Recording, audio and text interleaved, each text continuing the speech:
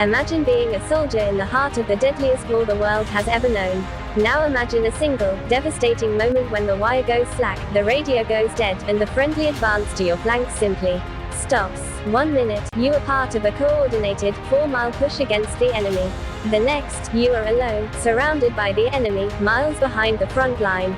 No one knows where you are. Your last line of communication is a flight of carrier pigeons, and your only hope is a prayer whispered into the relentless artillery fire. For 6 days, over 500 American men, mostly fresh recruits from the sidewalks of New York, would endure a siege so brutal, so baffling, that it would earn them a place in history as the Lost Battalion. Chapter 1. The Gathering Storm in the Valley of Death. The air over the Argonne Forest in late September 1918 didn't just smell of rain and damp earth, it reeked of copper, chloride, and the metallic tang of fear. It was a cold, cloying scent that clung to the wool of the uniforms worn by the men of the U.S. 77th Division, a smell that promised death by fire, gas, or simply the gnawing damp and fatigue that had become the daily bread.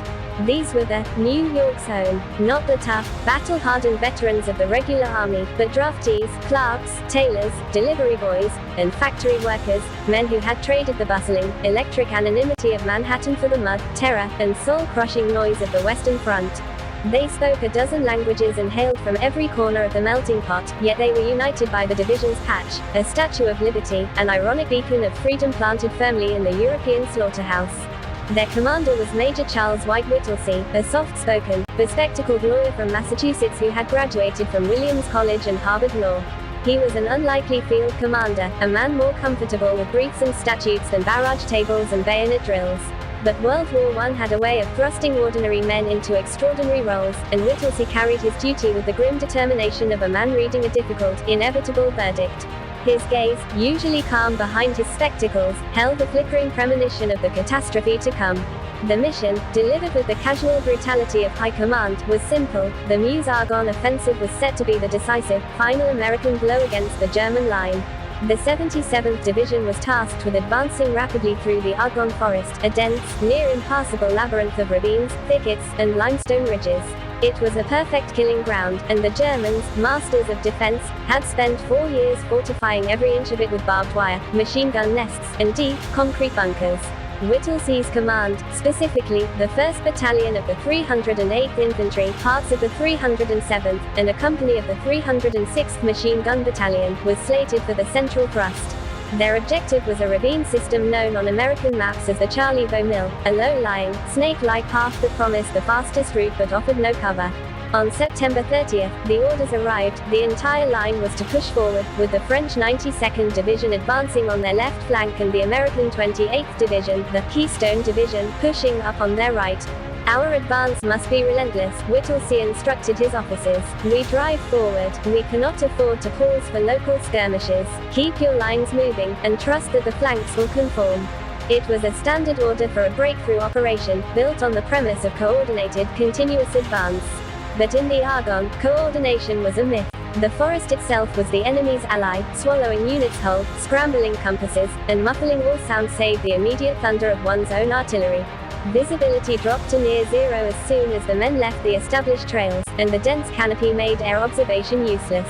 On the morning of October 2nd, the advance began. The men of the 77th, energized by the hope of ending the war, moved swiftly. The initial German resistance was surprisingly light. The doughboys pushed through the first line of trenches with an ease that felt unsettling. They plunged deeper into the maze, the jungle like scrub tearing at their puttees and the slick mud dragging at their heavy boots.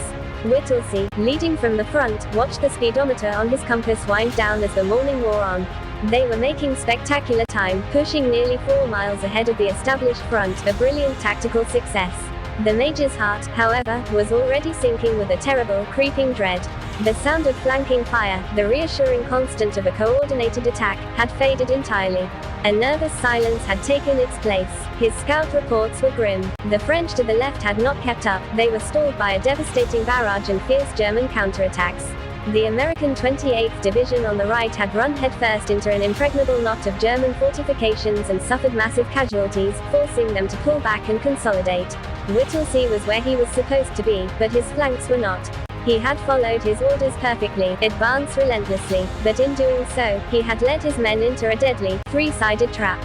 They were now in a deep, horseshoe-shaped pocket, far forward of the entire Allied line, with German positions rapidly closing in behind them, effectively pinching off the entire salient. The 554 men and officers under his direct command, the Lost Battalion, had marched, unknowingly, straight into the heart of the German meat grinder. An hour later, as the thin autumn sun struggled to pierce the canopy, the first German counterattack began.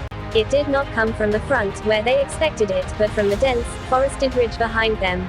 They were surrounded. The wire was cut. The radios were static. The only way out was to fight. I can continue this narrative, detailing the 6 days of the siege, the lack of food and water, the constant barrage, the desperate attempts at rescue, the role of the carrier pigeons, and Major Whittlesey's incredible struggle with impossible odds.